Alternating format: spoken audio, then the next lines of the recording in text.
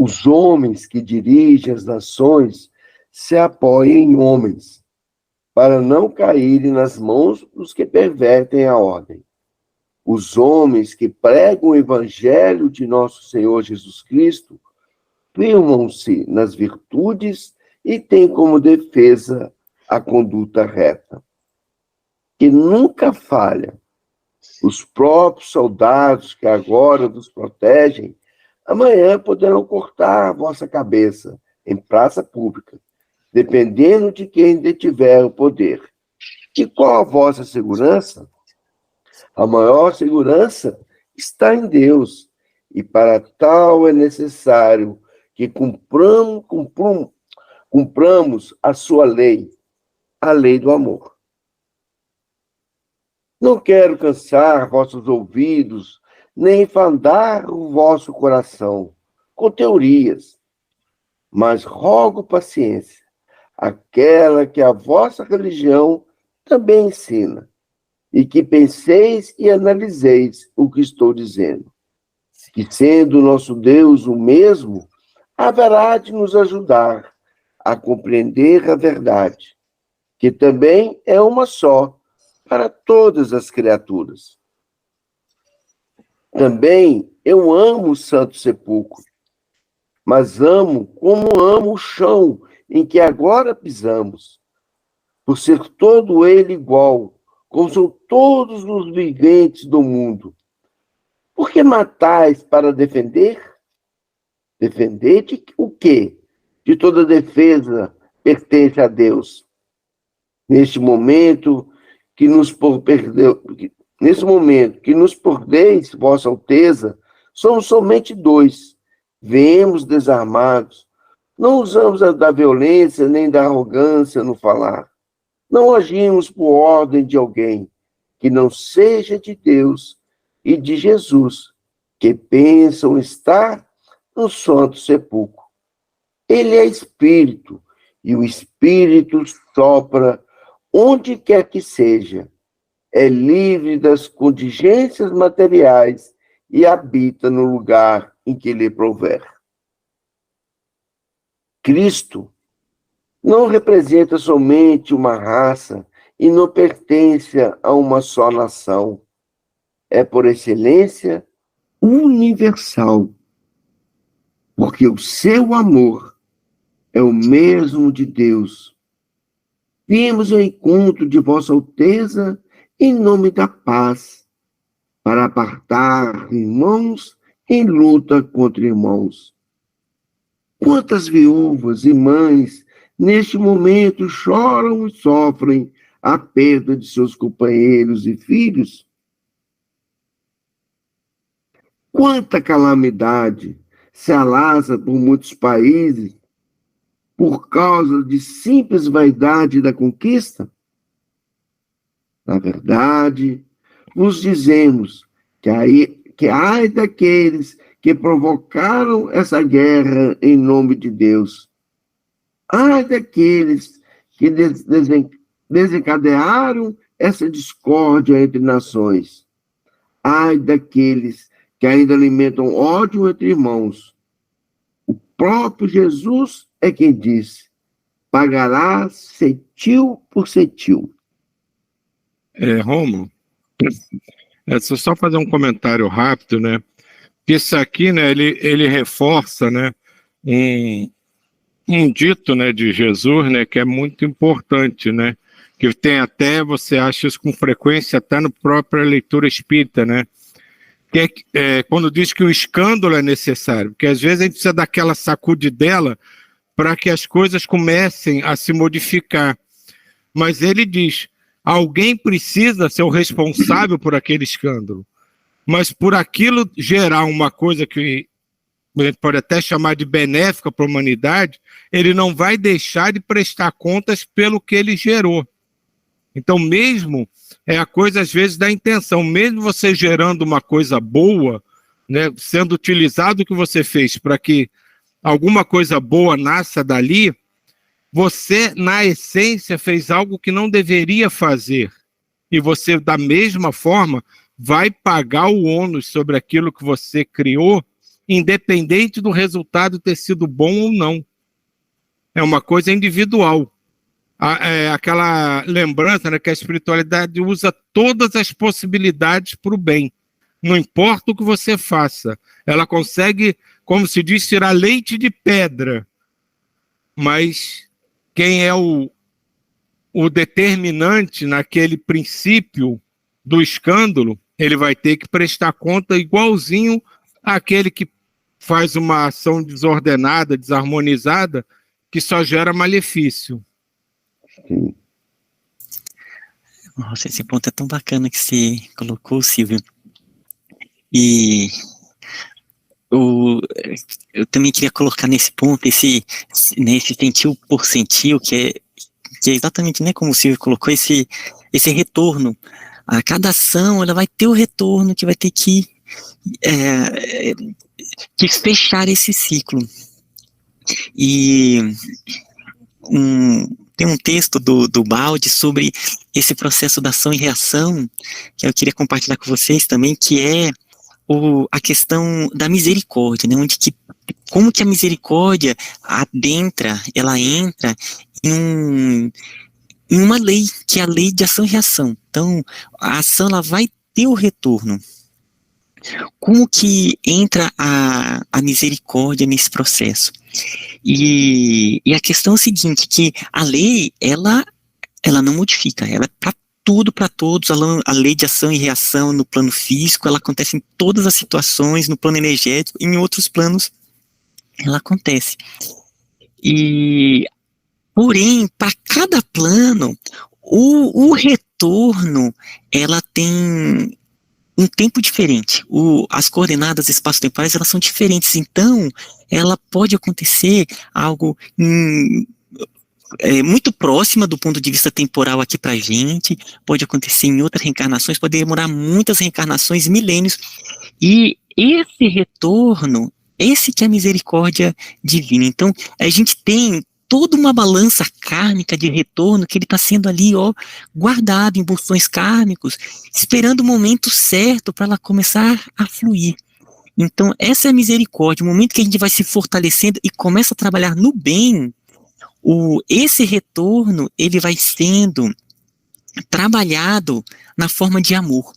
Né? Então, quando a gente começa, por exemplo, supondo que uma pessoa em uma reencarnação, ele corta muitas árvores, e ele cortou tantas, acabou com tantas florestas, que a sua balança kármica ficou pesada com relação a esse aspecto ali da natureza, das florestas.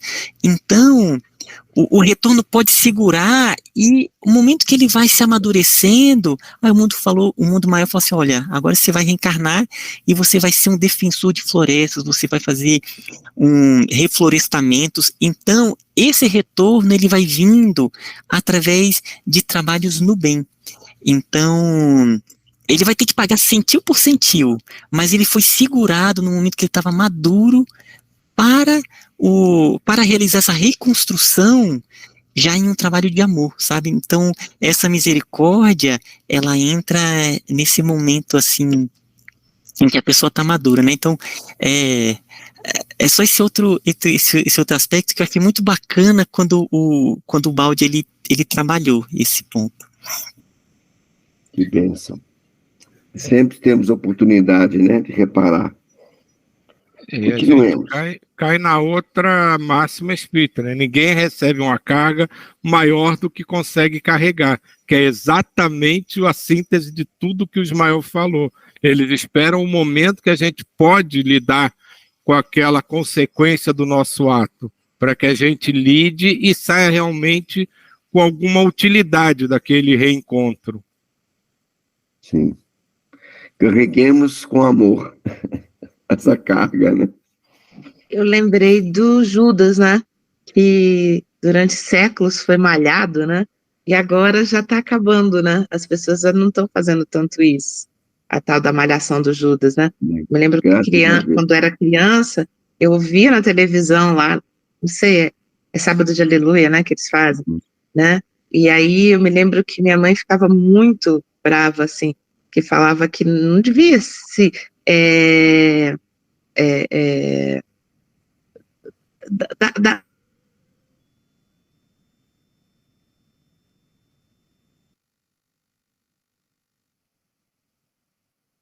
cortou, não foi, gente? A diva caiu. Travou a diva. Mas ainda bem que acabou com isso, né? Naquele livro Harpas Eternas, ele fala que o Judas ele foi escolhido, né? Que o Cristo ele escolheu. Você está disposto, né, a pagar, assim, a levar essa culpa por tantos anos e tal. Então que ele era justo, que ele falava não, tal, mas que ele aceitou isso. Então que era um espírito altamente, né? Ali de alta vibração que aceitou essa carga, né? E não só o Judas em si, porque toda aquela criançada, todos aqueles adultos que participavam daquilo, participavam assim com um sentimento de ódio, de destruição imenso. Então isso era um pensamento daquela população, que as crianças eram uma brincadeira, mas as atrocidades que faziam com o pobre do boneco mostrava todo o ódio que aquelas pessoas, na verdade, traziam dentro de si. Então, acho que isso parando não está nem só relacionado a Judas em si, mas a todo um grupo de pessoas que foram amadurecendo e foram deixando que aquele ódio, aquele sentimento de prazer em destruir algo, fosse também sendo trabalhado e diminuído. Eu acho que envolve todas essas pessoas que faziam aquilo com imenso prazer, que ficavam ansiosos para o momento de destruir, que era um boneco, mas representava um ser.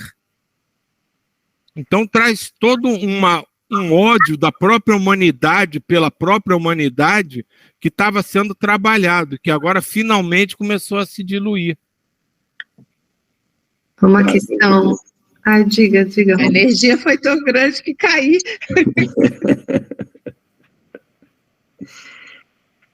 Mas uma coisa só... Será que a diva quer fechar? Não, era só aí, que eu ia falar, mas mais ou menos o que o Silvio estava falando, eu acho assim que a humanidade de alguma forma está melhorando quando para de malhar, né, para de agir dessa maneira, mostra uma evolução disso, né, de alguma forma. Graças a Deus. Mas diga, Neuza, você estava dizendo. Eu só ia falar sobre a questão que, falando dessa coisa de pagar, de karma, é que a gente não deve esquecer que nunca, né, Deus, né, na sua infinita bondade, né, vai querer coisas negativas, falar assim, isso é por aquilo. Não, é sempre o bem, sempre o bem. Então, todas essas oportunidades que são dadas são para que a gente cresça e mudar essa visão que tem de coisa pesada, né? Sair para uma coisa mais leve, buscar sempre enxergar que estão sendo dadas várias oportunidades, né? Às vezes, é isso. Agarremos as oportunidades, né, de recuperar o bem. Só mais uma coisinha que eu queria acrescentar, é a questão de algumas culturas, né, por exemplo, as touradas, né, até aqui os rodeios no Brasil, muita coisa está sendo levantada no sentido de refletir a respeito dessas práticas, né, junto aos animais, aos seres da natureza. Sim. E também uma outra coisa que eu ia falar é sobre, por exemplo, São Francisco, ele veio, né, como um ser de luz que é, e ele na missão, né, de preservar, não sei se a gente pode falar de preservar, mas de conexão inteira com a natureza, né. Nesse sentido, eu acredito que ele não vem assim com essa lógica, né, que Ismael traz a princípio, uma pessoa que desmatou e volta com a missão de repovoar não, mas de reflorestar. Eu acho que é outra história, né? E eu acho também que tem tanta novidade nessas reencarnações que a gente nem imagina, né? Não é só, assim, tipo, pagar o que se o que foi comprometido numa encarnação passada, mas tem mais coisa por aí. Essa história que você falou das touradas me lembrou a história que o cara foi para um país desse que eles utilizam o boi, né, e o pai, tava o pai dirigindo lá aquela carroça, né, do boi, e o filho e o outro visitante. Aí o pai dava chicotada no boi, aí o cara falou, mas ficam batendo no boi? Aí o filho, né, traduz pro pai que está dirigindo a carroça, e aí o pai começa a dar gargalhada. Aí ele fala, vocês comem carne todo dia e tá preocupado que eu estou batendo no boi?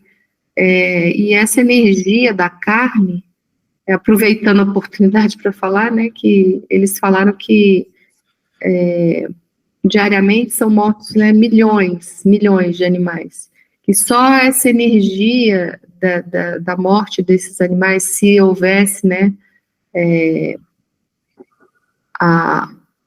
essa consciência de não se alimentar dos irmãos, que já a aura, né, do nosso planeta já mudaria, assim, profundamente. Então, quando a gente fala das touradas, a gente se esquece, né, do que a gente come, né? Então é só isso que eu queria dizer também. Tourada aqui no Nordeste é a vaquejada e tem várias outras coisas. Mas eu concordo com a Andréia, né, que essa coisa do pagar é uma coisa quase semântica para que as pessoas, né, comecem a entender, mas é muito mais pelo que a Neuza falou. Na verdade, não existe, a gente tem que entender que não é castigo, é que a humanidade, no geral, entende tudo o que tem a dificuldade como castigo. E não existe castigo. É exatamente o que a Neuza falou, tudo é muito amor. O que ele espera é que a gente compreenda que errou e por que errou. E assim a gente não repete. Mas, na verdade, a gente não tem que pagar. Pagar é só uma forma de escrever semântica para as pessoas entendam. Mas o que Cristo... Era bom mudar esse termo, não é? Esse termo é muito pesado. Mas é como era... na mentalidade da mas gente. era como o pessoal entendia antigamente, né? Se você for ver as determinações da própria Igreja Católica da Idade Média de agora, que ainda não está ainda perto da perfeição, mas como já mudou, é como o povo tem que entender, a humanidade tem que começar a entender aquilo. Então usa o pagar, tanto que a igreja levou muito tempo, os fiéis, naquela coisa de temência a Deus, né? Você não ama a Deus, você teme o castigo de Deus. E isso foi mudando. Então, na verdade, é letra por letra o que a Neuza falou. Deus não quer machucar ninguém, não quer maltratar ninguém. O que ele faz é porque a gente entenda, cada um entenda o erro que cometeu, por que cometeu. E quando a gente entende, a gente não repete. Só que a gente vem numa cultura que tudo é castigo. E a humanidade ainda leva tudo que é dificuldade para o lado do castigo. Mas, na verdade, nada é castigo. A gente precisa entender que causas levam a consequências.